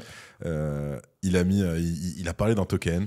Et donc en dessous, il dit attention, donc j'ai des billes dans le projet, bien sûr, faites attention, blabla, tous les disclaimers qu'il faut dire. Et t'as un mec, il a mis un commentaire, et incroyable. Le mec, il a dit, moi je m'en fous des disclaimers. Si Owen parle d'une crypto, je mets all-in. Si je gagne, je suis trop bien, je suis trop bon. Et si je perds, c'est de la faute d'Owen. Ça m'a fait mourir de rire. Le pauvre. Mais effectivement, donc, faut toujours faire attention sur quoi on investit et pourquoi. Qu'est-ce que tu penses du métaverse? Beaucoup de bien. Du bien? Ouais, je pense que c'est l'avenir. Alors, métaverse blockchain, métaverse pas blockchain? Les deux vont exploser. La VR, c'est la prochaine grande plateforme, c'est évident. J'ai beaucoup travaillé sur le sujet. Je suis actionnaire d'une boîte secrète sur le sujet qui, j'espère, va sortir une crypto et un casque dans les mois, les années qui vont venir. C'est très dur de me jeter ça comme ça. Je suis actionnaire dans une boîte secrète. Balance maintenant. Non, mais ce que je peux te dire publiquement, c'est que c'est une boîte qui a une thèse très très simple sur la VR. Okay. C'est que celui qui va gagner dans la VR, c'est celui qui va faire le zoom de la VR. Okay. Apple a voulu faire l'Apple Pro de la VR. Tu l'as testé? Ouais. Alors incroyable. Vraiment incroyable. J'ai un copain à New York, là, il m'a dit est-ce que je t'en ramène un? J'hésite. Je prends? Ouais, prends, sans hésiter. Enfin, si t'as les moyens, prends. Ouais. Et sans hésiter. C'est un univers de travail incroyable, etc. Mais ils ont fait une station de travail. Oculus, ils ont fait une gaming game, un peu plus, et cette boîte-là veut sortir le zoom. C'est-à-dire, en fait, ils ont vraiment... Ça fait 5 ans qu'ils sont en R&D, et toute leur obsession, c'est une seule chose, c'est l'interaction sociale. Zoom, c'est tout. C'est un Google Meet, etc. Ouais, exactement. Okay. Tu mets un casque, et c'est le meilleur environnement pour avoir un meeting avec tes potes. Okay. Et une crypto avec ça, non? Et alors, il y a une crypto avec ça, et ça, c'est ma thèse. C'est moi qui ai designé le white paper, etc. Mon idée, c'était de se dire... Comment on peut créer une stablecoin du multiverse? D'ailleurs, Darkemy s'est foutu de ma gueule en disant ouais, ça s'appelle l'USDT. Mais s'il m'avait posé la question, j'aurais pu lui expliquer. Il y a 2 façons de voir une stablecoin. Tu as un USDT, donc c'est un dollar, machin. Mais ça, c'est pas une stablecoin du métaverse. C'est un dollar que tu mets dans le métaverse. Mais ce qui est intéressant, c'est de se poser la question. Comment tu peux créer une monnaie qui existe dans ce métaverse, dont la valeur est 1 et la parité est 1, et dont la valeur extérieure dans le monde réel peut fluctuer? Et donc, l'idée, c'est comment tu crées une économie stable à l'intérieur, mais pas à l'extérieur. Okay. Et c'est cette question-là. Ils arrivent à répondre ou écoute, j'ai écrit un white paper qui sortira un jour dessus. On verra si j'ai raison ou pas. Mais j'ai travaillé avec des économistes. On a fait un très beau conseil scientifique. On a travaillé notamment sur des mécanismes de monnaie par la dette, parce que la grande clé pour le développement économique, c'est de pouvoir émettre de la dette dans un monde virtuel pour permettre à l'économie de se développer dans le monde virtuel. Et c'est ce qui donne cette valeur à la monnaie. Ce que le monde des cryptos a raté jusqu'à présent, c'est les mécanismes de création de valeur par la dette. Quand tu imprimes du dollar, tu imprimes de la dette. Et cette dette, elle est créatrice de valeur. Quand une banque te donne de l'argent pour créer une boîte, ça crée de la valeur. Donc la monnaie, l'inflation monétaire vient avec de la création de valeur. Et aujourd'hui, il n'existe aucune crypto qu'il y a un mécanisme de création de dette pour créer de la valeur. Est-ce que justement les cryptos n'ont pas fait ça afin de changer et de ne pas être ce qu'est la monnaie aujourd'hui? Si, mais c'est pas pour ça que c'est intelligent. Ce qui est important, c'est d'avoir les deux. Moi, je trouve ça... Tu sais, il y a un mec qui a dit un truc qui m'a fasciné, c'est que si tu regardes les États-Unis, chaque pouvoir a un contre-pouvoir. Oui. Donc le pouvoir exécutif a un contre-pouvoir judiciaire et législatif. Et si tu dessines, vraiment tout est fait pour être en contre-pouvoir. Okay. Il y a une seule institution aux États-Unis qui n'a pas de contre-pouvoir, c'est la Fed. Okay. Ça n'a pas été pensé le contre-pouvoir de la Fed. La Fed... Je vois pas. Oui, Jérôme Powell et tout, bien sûr, je vois. Mais je vois pas le contre-pouvoir, effectivement. C'est le Bitcoin. C'est le Bitcoin, le contre-pouvoir de la Fed. Je trouvais ça hyper intéressant comme vision. Et donc, en fait, pourquoi pas... Ça doit le faire bien chier, Jérôme Powell, quand on dit ça. Et donc pourquoi pas développer une crypto dont la stabilité vient de la création monétaire de dette qui correspond au dollar avec tous les effets néfastes que ça. Ça te force à travailler. Parce que souvent, les gens disent l'inflation, c'est le mal. Mais l'inflation, c'est une feature incroyable. Ça force les gens à se bouger. Je veux dire, quand tu gagnes 100 millions et que ton argent il disparaît, tu es bien obligé de le rendre productif. Ça bouge certaines personnes, ça force certaines personnes à se bouger, mais ça met d'autres personnes au fin fond de la merde, au Venezuela, etc. Tu peux pas résoudre tous les problèmes. Encore une fois, ce que je veux dire, c'est que les discours de tout est noir, tout est blanc, ça n'existe pas. Ça n'existe pas. Donc quand les gens disent « moi je suis contre l'inflation », je vois pas de quoi ils parlent. Des fois, elle est mauvaise, des fois elle est bonne. D'ailleurs, Satoshi, il a vraiment essayé de créer une réponse à l'inflation. Oui, on a un Bitcoin inflation stable jusqu'en 2140. Exactement. C'est incroyable comme tentative. C'est puissant. Ce qui est incroyable, c'est qu'il l'a fait en 2008. Ouais. C'est ça qui est... J'aurais pas compris. C'est ça qui est incroyable. Ouais. Mais oui, non, de toute façon, je serais curieux de savoir un jour. Tu penses que Satoshi, on va savoir c'est qui un jour? Je sais pas. Ça me rend malade. T'aimerais savoir? Tu sais que je donnerais n'importe quoi. Je pense que je pourrais même... Tu me dirais, là, tu te coupes le doigt, on te donne là-dedans. Tout de suite, Satoshi, je prends le couteau, je coupe. Ah ouais. Ouais, vraiment. Attends, c'est incroyable. C'est vrai que... C'est la... D'ailleurs, j'ai un test assez marrant. C'est que une de mes questions préférées, c'est de demander aux gens si Satoshi, c'est une personne ou plusieurs personnes. Ah bah, alors pose-le-moi. Alors, c'est une personne ou plusieurs personnes? Moi, je pense que c'est une personne. Ouais, ok. Alors, ma thèse, c'est que les gens qui croient que c'est une de ces personnes sont très entrepreneurs. Ok. Et les gens qui pensent que c'est plusieurs personnes n'ont jamais entrepris. Parce que n'importe qui a été entrepreneur sait à quel point c'est dur de bouger un groupe à faire un truc. Et donc, plus tu as été entrepreneur dans ta vie, plus tu as la croyance. Personne n'a la réponse. Mais plus tu as la croyance qu'il est seul. Et plus tu as rien fait dans ta vie, tu as été salarié, machin, plus tu es sûr qu'ils sont plusieurs. Ils sont plusieurs, vu la tâche. Parce que en fait, tu t'es jamais rendu compte à quel point c'est dur de bouger les gens. Ouais, je comprends le fond. Je sais pas si ça va être juste 100%, mais je vais le faire autour de moi. C'est un test de perception de la réalité. Il y a toujours des exceptions. Donc Satoshi, tu coupes le doigt tout de suite. Ah ouais, franchement. Satoshi, si tu nous écoutes, s'il te plaît. Je suis un mec sympa, moi. Franchement, j'aimerais bien qu'il nous écoute. Je l'imagine pas perdu sur la chaîne du Crypto Daily. T'as un petit mot sur les DAO? Ah ouais, j'y ai jamais cru. Tu as jamais cru? Non, parce qu'à un moment, c'est toujours centralisé quelque part. Mais la démocratie, ça marche pas dans la vraie vie. Alors dans la crypto, c'est pire. T'imagines? Imagine une démocratie qui est remplie d'abrutis greedy. De ce point de vue-là, les DAO, c'est la réunion des deux pires trucs sur Terre. La greediness et la stupidité. Et c'est réuni. Je l'avais pas vu comme ça. Et c'est réuni dans une institution. Mais évidemment que ça tourne mal. Alors, moi, le souci que j'ai avec les DAO, il est un peu plus élevé. C'est que, ok, tu fais Zarma, que tu écoutes les voix de tout le monde, super, très bien. Mais à la fin, ça reste 7, 10, 20 personnes qui doivent valider à la main les décisions, etc. C'est ça qui me dérangeait un petit peu. Mais comment on peut croire? En fait, des fois, je me demande ce que les gens observent autour d'eux. Par exemple, tu sors au resto. S'il n'y a pas un mec qui choisit le resto et ce qu'on va manger, et que tu demandes à 20 personnes de choisir le resto... Ah, c'est fini, tu manges pas. Mais personne ne mange. Ah, tu manges pas. Mais les gens ne constatent pas ça autour d'eux? Ah, moi, j'ai pas de problème pour choisir un resto. Oui. Non, les DAO, c'est pas la folie. C'est la folie, ouais. Après, je crois beaucoup... Il y a un concept de DAO qui m'intrigue. Ouais. Avec l'émergence de l'IA, je pense que la gouvernance par IA n'est pas explorée. Okay. Et qu'il va y avoir des formes de overlord. Gouvernance par IA? Ouais. Bah regarde. Imagine, tu as suivi le projet Olympus DAO? Ça me dit quelque chose, mais non, là, je l'ai pas. C'est un de mes projets préférés, moi. Pas parce que ça a marché, c'était une catastrophe. Mais le mec qui l'a créé s'appelle Zeus. Déjà, moi j'aime le panache.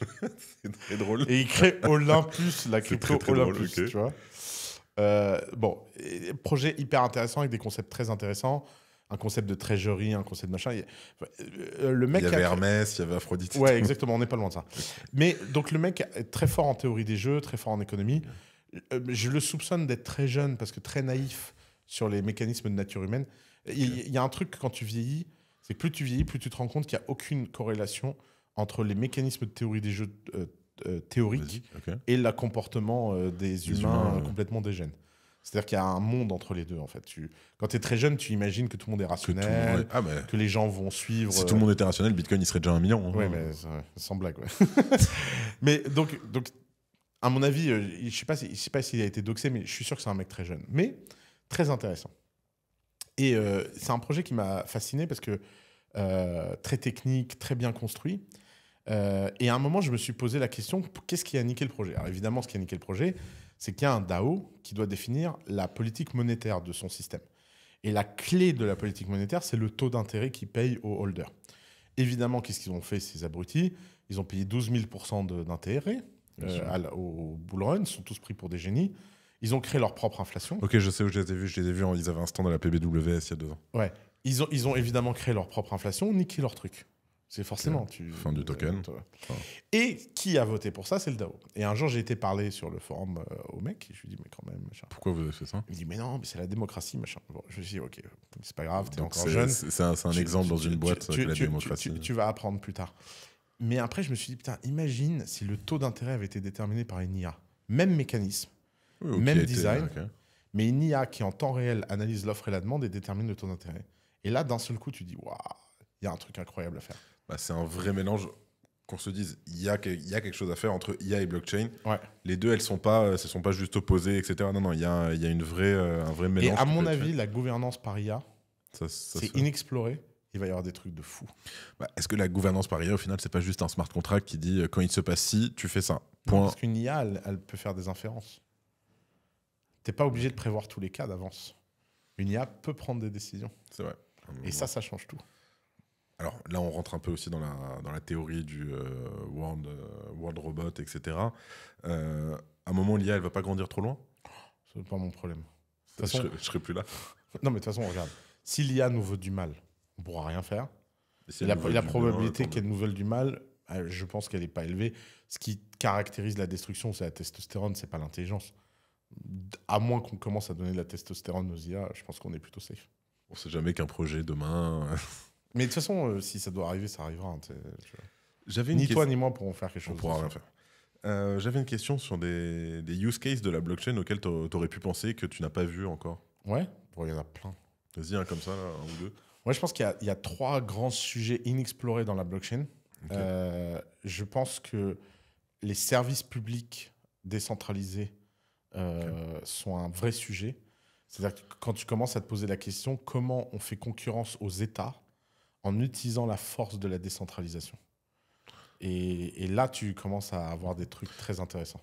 Donc, on pourrait imaginer un service public privé, un peu ça? Je te donne un exemple auquel j'ai pensé, qui me fascinerait. Tous les ans, des milliers, même des millions de gens n'attaquent pas en justice des grandes entreprises parce qu'elles n'ont pas les moyens de payer les avocats. Enfin, du style. Tous les jours, il y a des gens empoisonnés par les compagnies pharmaceutiques qui ne peuvent pas attaquer. Il faut attendre un retour objectif. Tous les jours, il y a des gens qui subissent des injustices par des grands groupes qui ne peuvent pas attaquer. Les grands groupes ont besoin d'un contre-pouvoir. Les EDA ne font pas ce rôle. Imagine un DAO, pour le coup, qui collecte de l'argent et qui, par exemple, détermine la probabilité de gagner un case. Tu déposes ton case. Et ce protocole te donne de l'argent. Et quand tu gagnes de l'argent, tu redonnes une part des indemnités que tu as touchées au protocole. Okay. Pour rembourser. Et tu crées le premier service public d'aide aux victimes, de paiement de lawyer as a service, complètement décentralisé. Aujourd'hui, donc, tu trouves que l'État n'aide pas assez sur ces points-là? Mais l'État aide 0 sur ce point-là. Non, je sais pas. J'ai de la chance, ça m'est jamais arrivé. Bah non, mais je touche du bois quand même. Les avocats commis d'office, ils sont payés 300 € la journée, je sais pas quoi. Enfin, tu peux pas... Oui, effectivement. Elle a attaqué un grand groupe, sauf un... T'imagines ce que tu pourrais faire? Rien, ça, ce smart contract-là, tu peux complètement changer le monde. Deuxième usage, après les services publics. Alors, j'en avais un deuxième qui m'amusait, c'était le contre-terrorisme financé en crypto. Contre-terrorisme financé en crypto, ok. En fait, il y a plein de hackers qui pourraient faire tomber des infras, qui pourraient, des touristes de ouf, qui pourraient lutter pour notre liberté, mais qui ne veulent pas s'emmerder, ce docs, machin. On pourrait les payer collectivement avec une blockchain. C'est vrai. Ça, oui, ça peut se... de manière anonyme, on fait sur du Monero, ils en récupèrent... Exactement. Ça serait super puissant. Et au moins, ils vont attaquer les gens là-bas. Donc ça, c'est le premier chapitre. Deuxième chapitre de l'usage de la blockchain, c'est que je pense qu'il y a un immense pan d'innovation dans la finance du quotidien. Ça, c'est ce qu'on a essayé de faire avec la DeFi, de démocratiser l'accès à la finance. Ça a mal tourné parce qu'il y a eu scam sur scam, machin, mais finalement, c'est pas très grave. C'était juste une première itération. Je pense qu'on peut se redonner une nouvelle génération. Scam sur scam et l'UX qui est dégueulasse. C'est pas possible. Enfin, si t'es pas un fanat crypto, que tu sais pas gérer le truc, je suis entièrement d'accord. T'es fini en DeFi. Donc je pense qu'il y a un vrai truc à revenir à la finance. C'est comme ce qu'on disait un peu plus tôt quand tu disais que les nouveaux, quand ils arrivent, on leur crache dessus au lieu de les aider. C'est sûr, quand tu les reçois et tu leur dis, bon, allez, tu vas faire ton swap sur Curve, tu récupères les LP, tu les mets sur Uniswap, etc. Le mec, entre-temps, il s'est fait rug 2 fois. Et le troisième use case qui, je pense, est complètement sous-exploité dans la crypto, c'est tout ce qui est signature et identité certifiée. Et à l'ère de l'IA, ça va être très important. Je pensais à quelque chose. On le voit aujourd'hui, notamment avec Sora, la dernière IA d'OpenAI, qui ont fait une dinguerie, qu'on se dit, c'est incroyable leur truc. On va avoir de plus en plus dans les années à venir de faux contenus créés par l'IA. Typiquement, des vidéos de toi ou ce qui dit acheter du Shiba ou je sais pas quel crypto. Et tu as des mecs qui sont en train de bosser là en ce moment sur des protocoles en fait pour que t'arrives tout de suite à voir si jamais, pour horodater la data, pour dire voilà, ce contenu a été créé par un humain, je peux le certifier. Et si t'as pas le hash derrière dans la metadata du contenu, tu peux pas être sûr que c'est un humain, donc partir du principe que c'est une IA, quoi. Ça, c'est hyper important. Parce que là aujourd'hui on le voit. T'as suivi l'histoire du faux Google Meet aux États-Unis, un mec qui reçoit un mail ultra urgent de son patron, rejoins-nous dans le Google Meet, un comptable. Il va dans le Google Meet, il voit son patron, la chef exécutive, le directeur financier, tout le monde et tout dans le call, mais vraiment il leur parle, ils répondent et tout. Et il dit ok, non, fais ce virement, vite, on rachète tel mec, mais il faut pas que ça sache, etc. Que du deepfake. Il était tout seul dans le call. T'imagines ? C'est terrible. Avant de terminer sur les cryptos, etc., aujourd'hui, j'imagine que tu as un peu de crypto, un peu ou beaucoup, c'est pas mes oignons. Ton wallet, il est comment ? Pas en pourcentage, mais pas en chiffres, mais 20% Bitcoin, 50 Solana. 100% Bitcoin. Ah, t'es 100% Bitcoin ? Ouais. Et quoi, le call, t'as vendu les sols, ça y est ? En fait, ouais, alors j'ai pris mon bénéfice sur les sols. Ok. Et t'as tout transféré en Bitcoin et en fait, le truc, c'est que nous, on a un market maker avec mes 2 associés. Ok. Et donc, on rentre, on sort, on rentre, on sort. Ça marche bien ? Ça marche super bien. Mes associés ont un club crypto qui s'appelle Merov. Okay. Merov Club, qui fait de la smart exposure aux crypto. Okay. Donc, c'est des algos quantitatifs qui permettent d'acheter et vendre de la crypto. Okay. Et donc, on est... moi, ma position crypto professionnelle, on a à travers eux, j'ai des holdings, c'est eux qui gèrent. Ma paix mentale coûte très cher.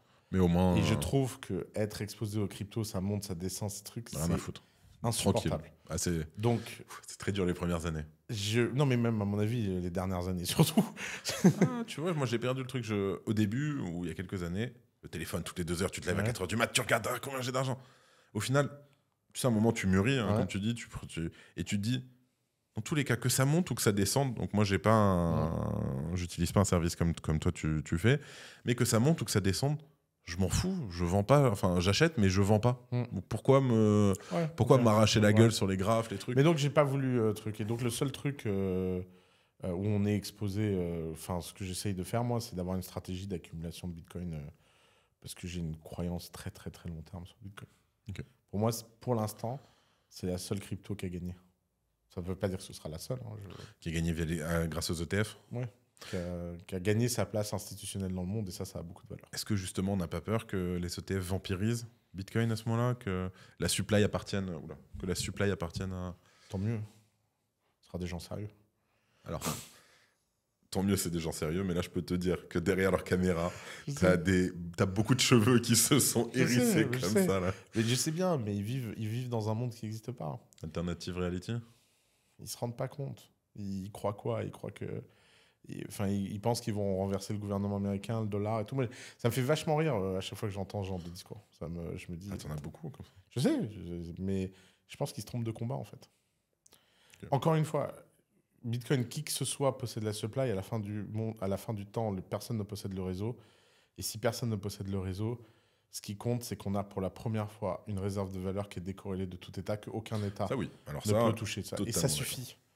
Il n'y a pas besoin de plus en fait. Il n'y a pas besoin d'être extrémiste. Juste les coins, on s'en fout. Puriste. Tant qu'ils n'ont pas les nodes. Exactement.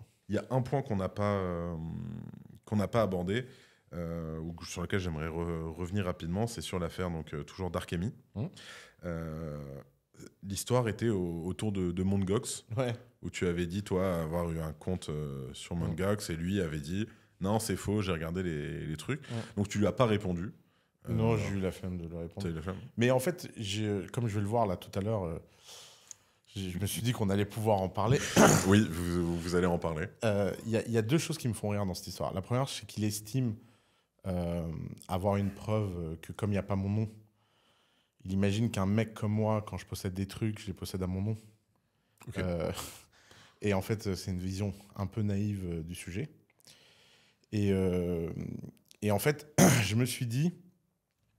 Je peux lui prouver que j'ai eu ce compte. Okay. Mais pour lui prouver, comme j'ai envie un peu que ça s'arrête, etc., j'ai donné les preuves à mon avocat.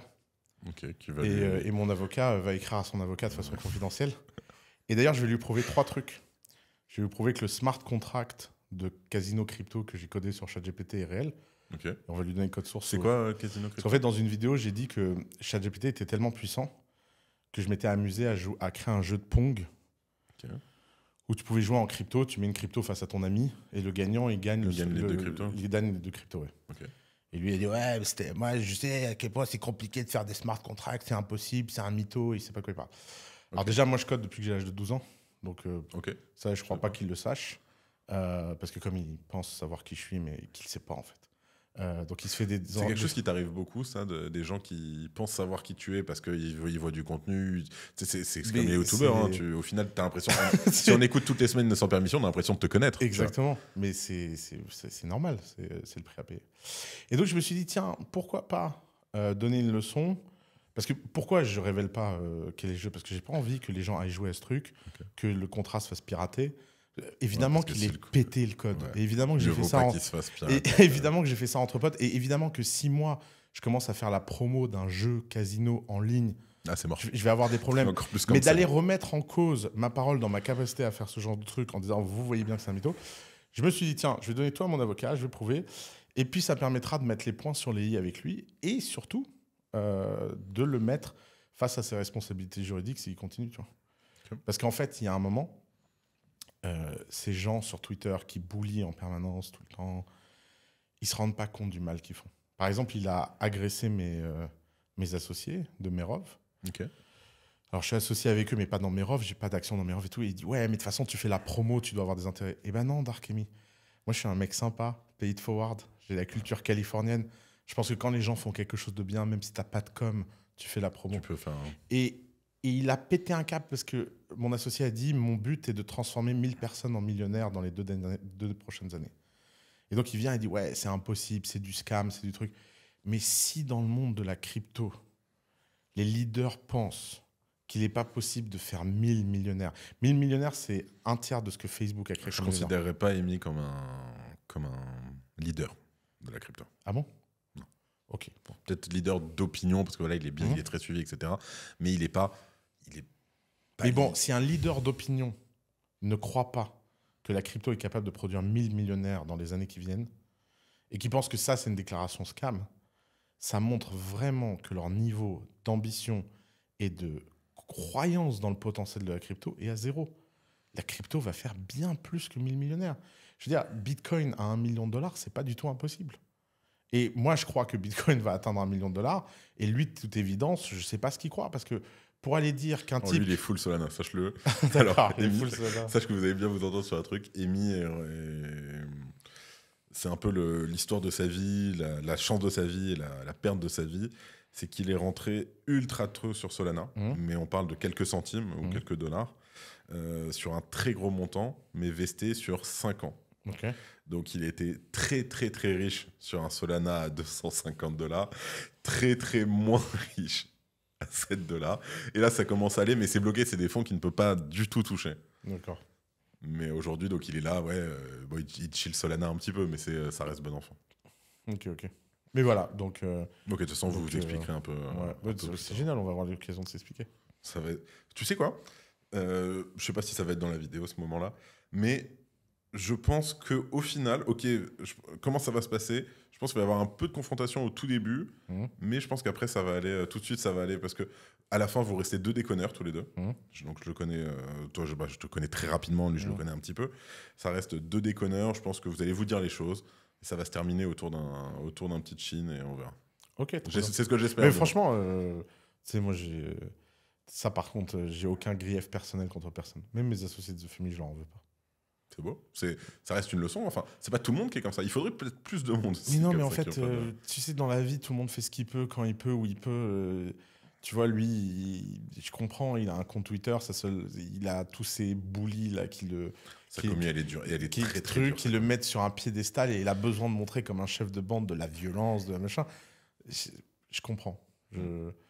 Forcément, quand on est face à face, on se tape dessus, mais au fond... Il y a une phrase de Bill Clinton que j'adore. Bill Clinton, il a dit un jour à un de ses conseillers qu'il était suffisamment intelligent pour savoir que les gens dans son camp ne pouvaient pas avoir toujours raison, et suffisamment empathique pour savoir que les gens d'en face ne pouvaient pas avoir 100% tort. Et je pense que c'est une leçon qu'on devrait tous prendre. Je suis d'accord. C'est vraiment fatigant, cet absolutisme permanent des gens qui ont raison tort. On est tous là pour apprendre. Moi, je dis un nombre de conneries incalculables par an parce que je l'ai dit en public. Mais j'apprends.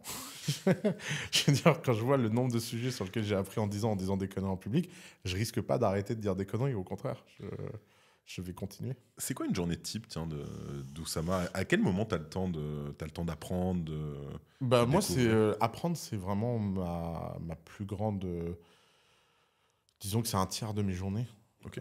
Ah oui, quand même. C'est quelques heures chaque jour, tu dévores, tu lis, j'imagine, articles. Ouais, exactement, articles. J'ai plein de stratégies pour apprendre. Ce que je t'ai raconté sur Twitter, c'est une de mes stratégies.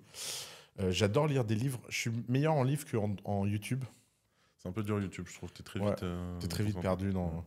Mais par exemple, quand je m'intéresse à un sujet, je peux acheter 100 livres et lire des trucs d'un côté, machin. Et t'arrives à trouver du temps parce qu'aujourd'hui, tu fais quand même beaucoup de choses. Ouais. Bon, j'imagine que les podcasts, vous les faites sur une semaine, vous enchaînez, hop, ça décale. Tu fais les Better Call Ous. Ouais, les Better Call Ous, ça me prend une journée par semaine. J'ai mon studio de dessin animé en IA qui me prend beaucoup de temps. C'est de là-bas que viennent à chaque fois que tu mets parfois des petites images. Ouais, j'ai entraîné un petit modèle qui s'appelle Okuzai AI qui fait des dessins d'Okuzai. Ouais. Mais on développe pas mal de trucs, là, plein de techno.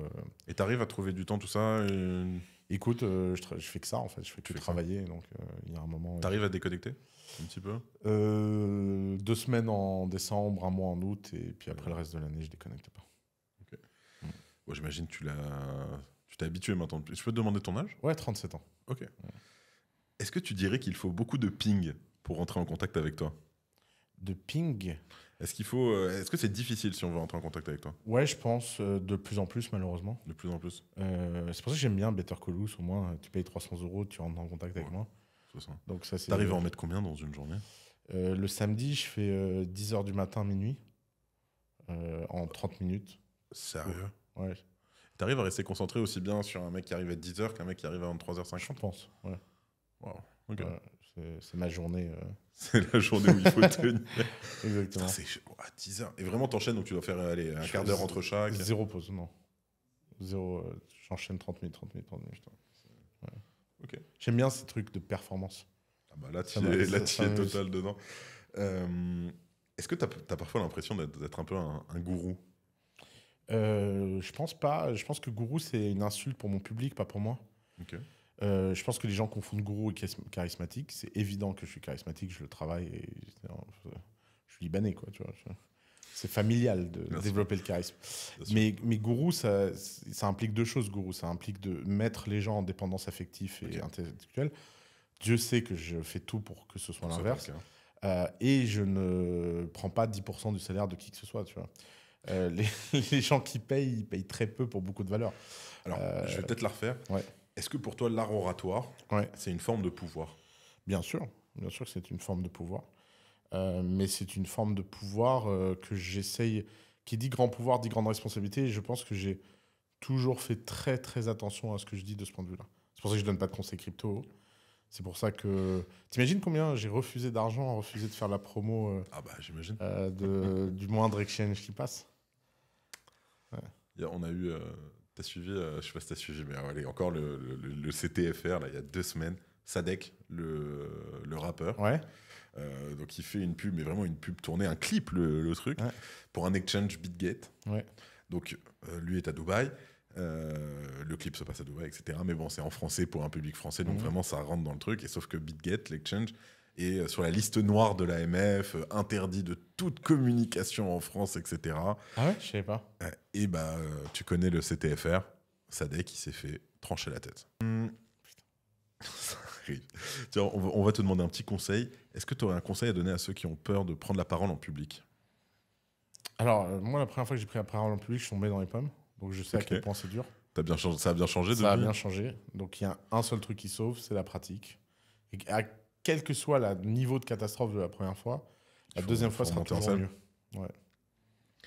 Tu utilises, j'imagine, l'intelligence artificielle au quotidien. Ouais, ça. Oui. C'est quoi le truc que tu utilises le plus? ChatGPT? Non, je me suis fait. Ton IA favorite, là? Alors, moi, je me suis fait une petite interface. Où, en fait, à chaque fois que je fais un prompt, ça demande à Claude, ChatGPT, Gemini, etc. Ouais, tout le monde. Et en fait, je les ai en colonne et je choisis la meilleure réponse. Okay. Et c'est fou parce qu'en fait, il y a franchement, de très loin, les deux meilleurs, c'est Claude et ChatGPT. Claude d'abord ou ChatGPT d'abord? Franchement, ça dépend des sujets. Il n'y a pas un clear winner. Mais Gemini, maintenant, c'est pour la blague qu'il est dans mon interface.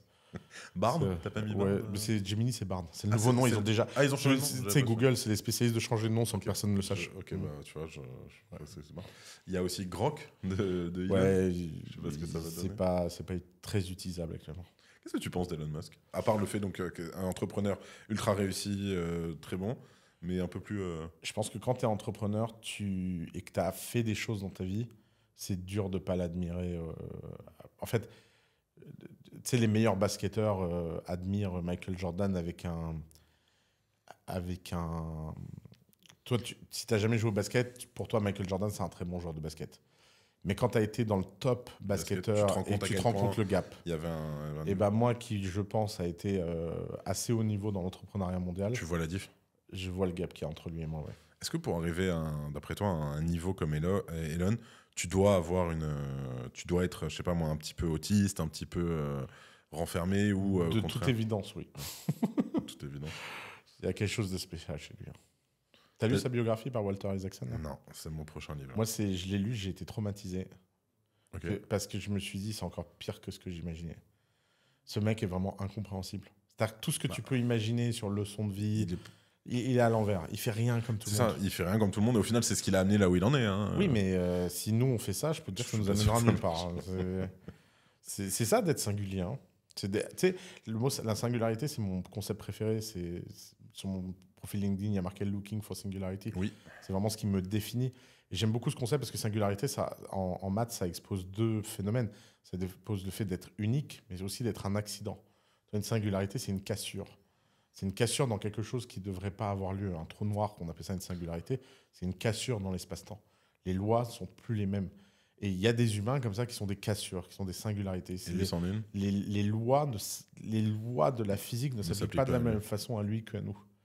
Donc si on est dans une simulation, c'est des mecs qui ont des cheat codes en fait. Ok. Il y a un truc. Lui, Vitalik, Marc. Vitalik, je pense un peu moins. Un peu moins peut-être. Mais Zuckerberg, ouais.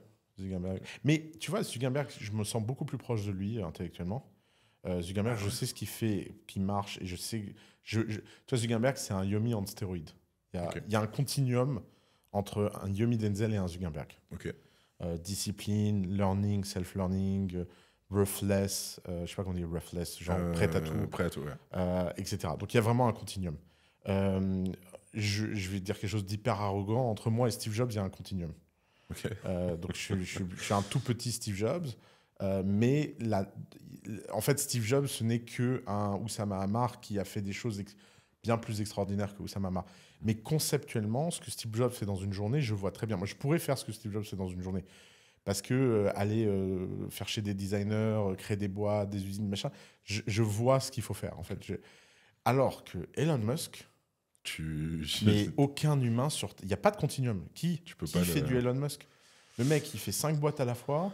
Ouais. Elles sont toutes plus grosses les unes que les autres. Tout le monde croit qu'il n'est pas involved dans la biographie. Il raconte des anecdotes. Alors, soit il a niqué son biographe à un point, il l'a matrixé. Et pourtant, Walter Isaacson, il en a fait des biographies. Mais oui, mais c'est ça. Il en a vu des mecs. Si tu veux, même l'interview de Walter Isaacson à propos de la biographie, elle est très perturbante.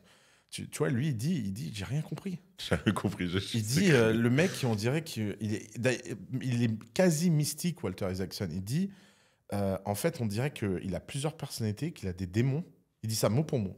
Il dit il a des démons et c'est très dur de savoir quel démon va s'activer à quel moment. Sous-entendu, à un moment, je me suis dit si c'était pas un sous-entendu complotiste en mode il a passé un pacte avec le diable. Tu vois, il y a un côté vraiment quasi mystique avec ce mec. Ça y est, tu m'as convaincu. Il a le gouvernement américain sur le dos toute la journée. Il flanche pas. Qui flanche pas? Le gouvernement américain, ils ont pété Rockefeller, ils ont pété Ford, ils ont pété tout le monde. Elon Musk, il est là. Il est là, il met des mèmes sur Twitter. Non, c'est un dieu vivant. Deux petites dernières questions avant de passer au jeu. On a des petits jeux dans les interviews. C'est quoi la liberté, selon toi? La liberté, c'est la chose la plus importante et fondamentale. C'est le fait de pouvoir faire ce qu'on désire sans jamais aller à l'encontre des envies, des désirs des autres. C'est une zone métaphysique très, très importante. En fait, il y a un couple liberté-respect qui est très important. La liberté sans respect, c'est la destruction. Je suis d'accord. Et en fait, la liberté, c'est un acte à la fois actif et passif. C'est le fait de trouver ton espace et d'avoir ton autonomie et ton agency dans cet espace, c'est-à-dire ta volonté, ton télème, ton envie. Et en fait, pour moi, le muscle le plus important que les gens ne développent pas assez, c'est leur désir.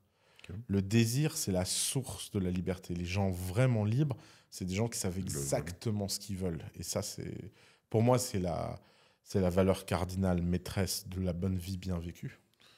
Bon, je vais tomber dans le puits, mais... Est-ce que tu es libre aujourd'hui? Je pense, ouais. Je pense que je travaille assez bien à être libre. Ouais. J'ai un très bon détecteur quand je ne suis pas. Et donc je deviens très... Tu sais quand il faut stopper. Comme un animal en cage qui d'un seul coup, tu vois, est un peu... il faut le truc. Ous, merci pour l'interview. Plaisir. Mais c'est pas fini encore, on va passer au jeu. Trop bien. T'es prêt? Ouais. Comment ça marche? Allez, donc tu te retrouves avec 2 pancartes. Ouais. Une pour, une contre. Je te demanderai juste de les retourner parce que là on les voit pas. Ouais. D'accord, pardon. Je vais te poser des mots, tu vas me dire si t'es pour ou si t'es contre. Ok. C'est tout. Génial. Ous, la gouvernance décentralisée. Pour. Les mêmes coins. Pour. Le dropshipping. Pour. La régulation des cryptos. Contre. Ah, pourquoi? Ça m'intéresse. Parce qu'en fait, ma théorie, c'est que la régulation, c'est toujours une excuse pour justifier l'injustifiable des monopoles. Okay. On n'a pas besoin de régulation. La fraude est un crime. Le mensonge est un crime. On a plein d'outils légaux qui suffisent à punir les gens qui font des choses pas bien. Mais quand on veut aller dans la spécificité de la régulation, c'est qu'on veut protéger un monopole qui ne dit pas son nom. Je comprends. Le revenu universel. Contre. Les impôts. Contre. Les réseaux sociaux. Pour. L'interdiction des écrans avant un certain âge. Contre. L'interdiction des écrans après un certain âge. Contre. Bien contre, ouais. Et allez, dernier petit jeu. Je vais te poser des questions pendant une petite minute. Tu me réponds oui ou non. Ok. tout. Il n'y a plus de pour et contre. Il n'y a plus de pour et contre. Okay. On les reprend tout à l'heure au CryptoDrink. Okay.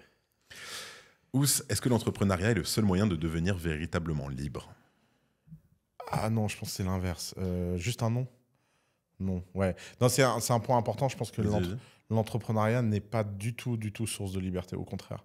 C'est même être entrepreneur, tu es en permanence en lutte avec tes investisseurs, tes clients, tes machins. La liberté dans l'entrepreneuriat, c'est le boss de fin. C'est que tu as réussi tellement de trucs que tu arrives à être libre. Mais c'est dur.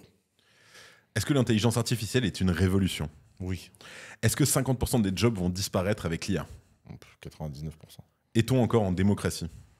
Oui, bien sûr. Est-ce que tu as déjà eu envie de te lancer en politique? Non, jamais. Ah, quand j'avais 8 ans. Mais... Aimes-tu la démesure? Oui. Est-ce qu'il est facile de travailler avec toi? Non. Est-ce que tu as confiance en toi? Oui. Est-ce que tu as déjà fait un burn-out? Non. Est-ce que tu te verrais faire du stand-up? Ah oui, complètement. Oh, j'aimerais trop passer. As-tu tendance à embellir tes anecdotes pour les rendre plus intéressantes? Non, je fais l'inverse. Est-ce que tu as déjà été d'accord avec des théories complotistes? Oui. Est-ce que tu penses que les cryptos peuvent disparaître dans les 10 ans à venir? C'est pas impossible. Est-ce que tu as peur d'une guerre mondiale? J'ai toujours été certain qu'elle arriverait. Est-ce que la majorité des formations vendues sur Internet sont des scams? Non. Est-ce que le capitalisme est le seul écosystème économique viable? Oui. Est-ce que Bitcoin est la meilleure des cryptos? Oui. Bah voilà, c'est terminé. Facile. Ous, merci beaucoup. C'était un plaisir de te recevoir. On a passé un bon petit moment. Merci à vous aussi qui avez passé un peu de temps avec nous. Bah, si vous êtes là, c'est que vous avez passé beaucoup de temps. Donc vous connaissez Oussama. On va bien sûr mettre ses réseaux sans permission, chaîne Oussama, etc. On les met en description. Vous êtes un amour. Tant que vous êtes là, c'est que vraiment vous avez apprécié. Ou l'inverse, mais dans tous les cas, on mérite un abonnement quand même. Là. Ouais, franchement, là, on le mérite. En tout cas, c'était Benjamin et Oussama pour le Crypto Daily. Et moi, je vous dis à très vite.